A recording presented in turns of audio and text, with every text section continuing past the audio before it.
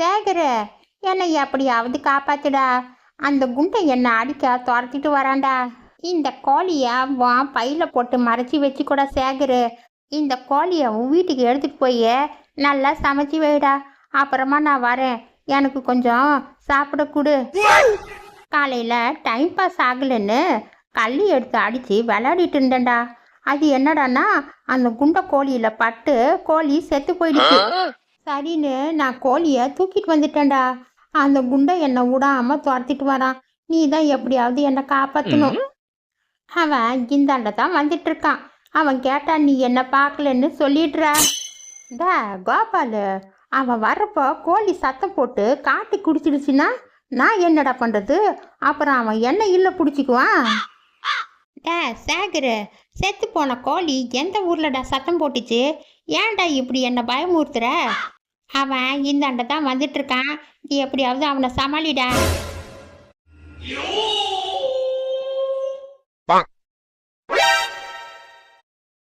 டா சேகரு, அந்த கோபால் பயல எங்கேயாவது பாத்தியாடா?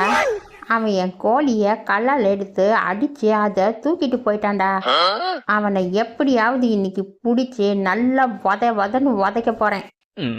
அவன் இந்த பக்கம் போனதை பாத்தியா? அட நீ வேற ஏன்பா? நானே காலங்காத்தால மார்க்கெட்டுக்கு போயிட்டு வந்துட்டு வெயில் தாங்க முடியாமல் என்ன பண்ணணும்னு யோசனை பண்ணிட்டு இருக்கேன். இதில் நீ வேற கோபாலை பார்த்தியா கீபாலை பார்த்தியான்னு வந்து என்னை தொல்லை பண்ணிட்டு இருக்க. நான் எல்லாம் யாரையும் பார்க்கல, இந்த பக்கம் யாருமே வரல. நீ போய் வேற பக்கம் போய் தேடு. டா சேகரு, அந்த கோபால் பயலை மட்டும் நான் சும்மா விடுவேன்னு நினச்சிடாதடா. அவன் என் கையில் சிக்கலைனாலும் அவனை நான் சூனியம் வச்சு என்ன பண்ணுறேன்னு பாருடா. ஆசை ஆசையாக வளர்த்த கோழியை அபேஸ் பண்ணிட்டு போயிட்டான் பாவி பையன். அவன் அதை எப்படி சாப்பிட்றான்னு நானும் பார்க்குறேன். என்னது சூனியமா? என்னடா பேசுகிற நீ? இந்த காலத்தில் போய் சூனியம் வஞ்சனை பேய் பிசாசுன்னு எனக்கு சிரிப்பாக வருதுடா. டா சேகரு, நீ சிரிச்சுட்டே இரு. நான் அந்த கோபால் பையனை என்ன பண்ணுறேன்னு பார்த்ததுக்கப்புறம் நீ நம்புவ. இந்த கோபால் பையன் எங்கே போயிட போகிறான்? அவன் எங்கே போனாலும் நான் அவனை விடவே மாட்டேன். ஐயோ சாமி, இவன் ஓடுறத பார்த்தா எனக்கு ஹார்ட் அட்டாக் வந்துடும் போல இருக்கு. இந்த வெயில்ல இந்த ஓடி பிடிச்சு விளாடுற ஆட்டம் தேவையா? ரெண்டு பசங்களும் இப்படி ஓடுறாங்க. எப்படியோ போய் தொலையட்டும். எனக்கு பெரிய கோழி கிடைச்சிடுச்சு. நான் போய் நல்லா சமைச்சு ருசிச்சு சாப்பிட போறேன். அண்ணே, இன்னைக்கு சண்டே, உன் வீட்டில் என்னண்ணே ஸ்பெஷலு? டா கருவாயா, ஸ்பெஷல் எல்லாம் ஒன்றும் இல்லைடா. நான் இன்னைக்கு வெஜ்ஜு தான் சமைக்க சொல்லியிருக்கேன். நான்வெஜ்ஜு சாப்பிட்டு சாப்பிட்டு வாய் ஒரு மாதிரியாக இருக்குது. நல்லா இன்னைக்கு வெஜிடேரியன் சமையலாக பார்த்து சமைக்க சொல்லியிருக்கேன்டா. ஐயையோ அப்படியாண்ணே? இன்னைக்கு உன் வீட்டில் நான்வெஜ்ஜு இருந்தால் உன் வீட்டில் சாப்பிட்லான்னு நினச்சேன். ஆத்தா வேற ஊரில் இல்லை. சரிண்ணே, நான் போயிட்டு வரேன்.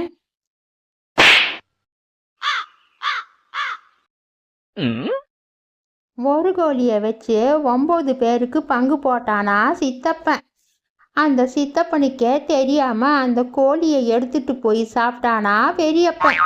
அந்த மாதிரி இருக்கு இந்த கதை. நான் யாருக்குமே இன்னைக்கு கொடுக்க மாட்டேன். நான் நல்லா வச்சு இன்னைக்கு சாப்பிட போறேன். இத பாரு, நான் கோழியை கொண்டு வந்திருக்கேன்.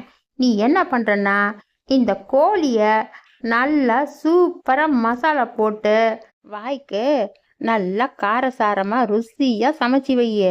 நான் இன்னைக்கு கோழியை ஒரு கட்டு கட்டலான்னு இருக்கேண்டிய. ஏய்யா, என்னை கேட்காம எதுக்குயா கோழி கொண்டு வந்த? வீட்டில் கேஸ் வேற இல்லை. இந்த கோழியை அடுப்பில் வச்சு சமைக்கிறதுக்குள்ள போதும்னு ஆயிடியா, அதுவும் இந்த வெயில் நேரத்தில். ஆமாம், இவ பெரிய மகாராணி மங்கம்மா அடுப்புல எல்லாம் சமைக்க மாட்டாங்க. ஒன்லி கேஸ் அடுப்புல தான் சமைப்பாங்க. இத பாரு, ஒழுங்கா இன்னைக்கு கோழிய சும்மா சூப்பரா நல்லா டேஸ்டா சமைச்சு கொடுக்குற என்ன? ஆமாய்யா, இப்போ நான் சமைக்கலைன்னா நீ என்னை விட்டுடுவியாக்கும். சண்டே ஆனால் கூட எங்களுக்கெல்லாம் ரெஸ்ட்டே இல்லை. நீங்கள் எல்லாம் நல்லா சண்டைக்கு தூங்கி தூங்கி எந்திரிப்பீங்க. நாங்கள் மட்டும் சண்டே ஃபுல்லாக வேலை பார்க்கணும். எல்லாம் எங்கள் தலை எழுத்து. சரி, கோழியை கொடு.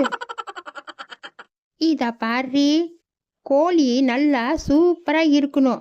ஏதாவது சொதப்புன நான் உன்னை உங்கள் அம்மா வீட்டுக்கே அனுப்பிடுவேன். வழக்கமாக நீ தானே உங்கள் அம்மா வீட்டுக்கு போவ. இன்னைக்கு நான் உன்னை அனுப்பிடுவேன், பார்த்துக்கோ.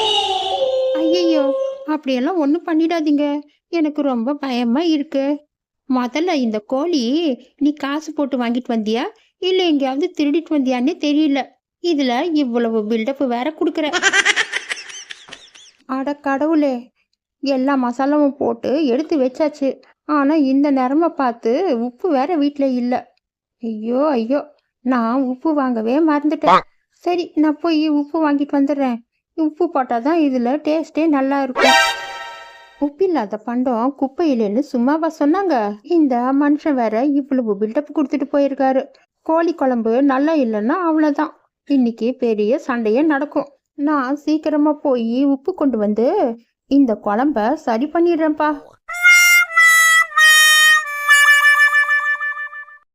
சுப்பிரமணி அண்ணே, என்ன இந்த பக்கம் வந்திருக்கீங்க? என்ன விசேஷம்?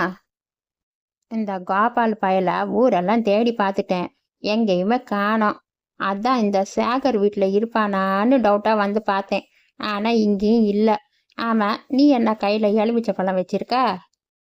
இதுவானே, இது எங்கள் தோட்டத்தில் வளர்ந்த எலுமிச்சை பழம். பார்த்தீங்களா எம்முட்டு பெருசு பெருசாக இருக்குன்னு.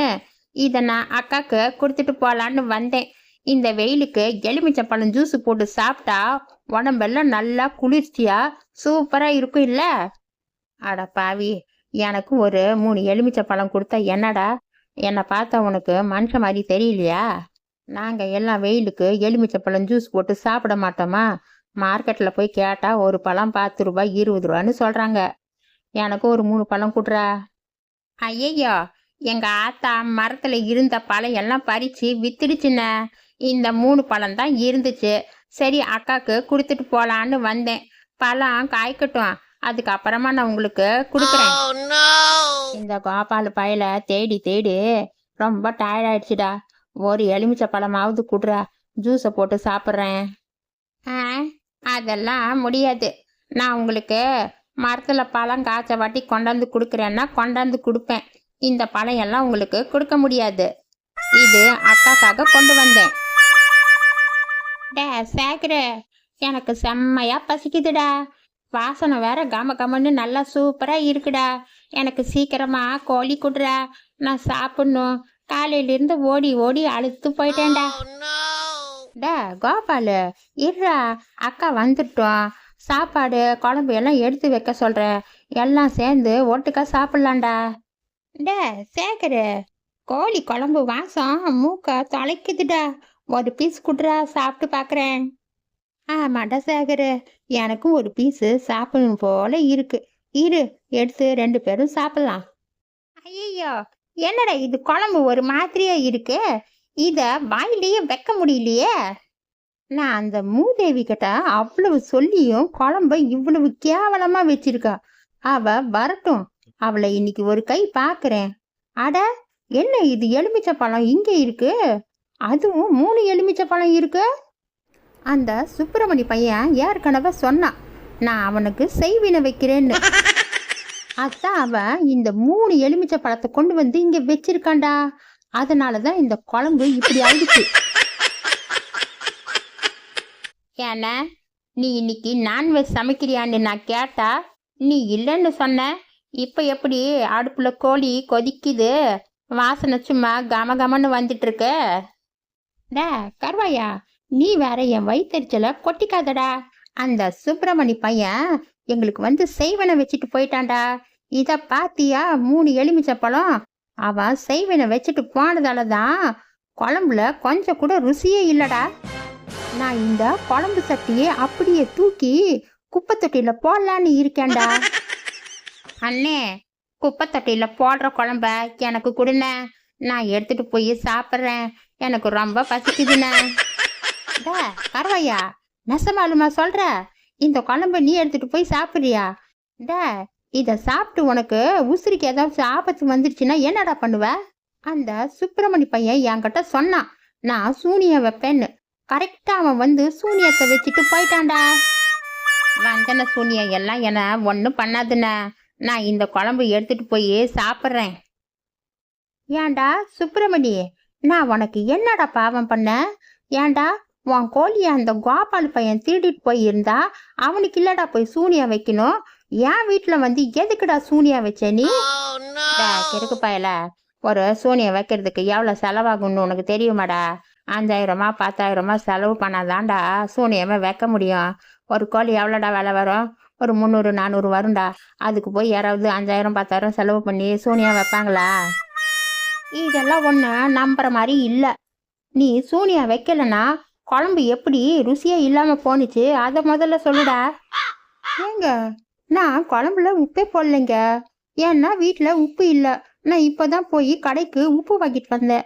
வந்து பார்த்தா குழம்ப காணோம். ஆமா, குழம்பு சட்டி என்ன வீட்டுக்குள்ள எடுத்து வச்சிருக்கீங்களா? சரிடியே, நீ குழம்புல உப்பு போடல, அதனால குழம்பு ருசியா இல்லை, ஒத்துக்கிறேன். ஆனா இந்த 3 எலுமிச்சப்பழம் எப்படி வந்துச்சு அதை முதல்ல சொல்லு சுப்பிரமணியே. முட்டாப்பாயில, இந்த 3 எலுமிச்சப்பழத்தையும் அந்த கருவாயன் தானே கொண்டு வந்து வச்சான். நானும் ஒரு பழம் குட்ரா ஜூஸ் போட்டு சாப்பிட்றேன்னு கேட்டேன். ஆனா பையப்புள்ள ஒரு பழம் கூட எனக்கு கொடுக்கலடா. வேணும்னா நீயே போய் அந்த கருவாய் பாய்கிட்ட போய் கேட்டுக்கோடா. அவன் தோட்டத்துல இருந்த மரத்துல இருந்து தாண்டா இந்த எலுமிச்சை பழத்தை பிச்சுட்டு வந்து இங்க வச்சான். டேய் கருவாயா, நான் ஆசையா சாப்பிடலான்னு சமைச்சு வச்ச கோழியை இப்படி வந்து அமுக்கிட்டு போயிட்டியடா பாவி.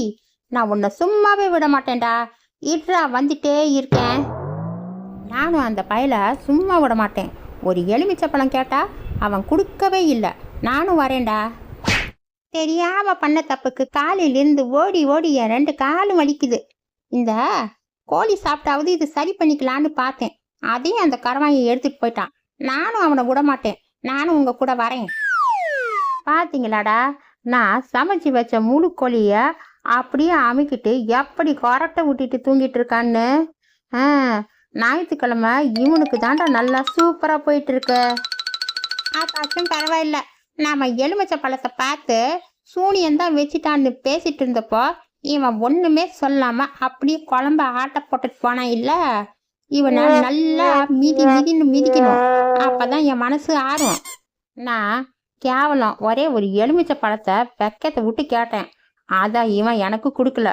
அதுக்காண்டியே நான் இவனை நல்லா இன்னைக்கு உதைக்க போறேன்.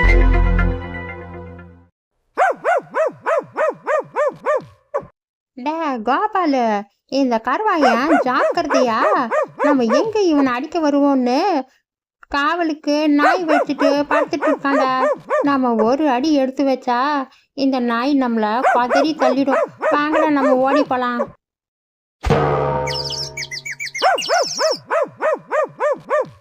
ஏண்டி புஜ்ஜி குட்டி, ஏண்டி கத்திட்டு இருக்க? தூங்குடி, எனக்கும் தூக்கமா வருது. முள்ளுக்கோழி சாப்பிட்டது வயிறெல்லாம் குப்புன்னு இருக்கு. நல்லா தூங்கினா தான் ஜீரணம் நல்லா ஆகும். ஆமா, உனக்கு தான் நிறைய எலும்பு கறி எல்லாம் போட்டேன் இல்ல. ஏன் இப்படி சத்தம் போட்டுட்டு இருக்க? தூங்குடியே.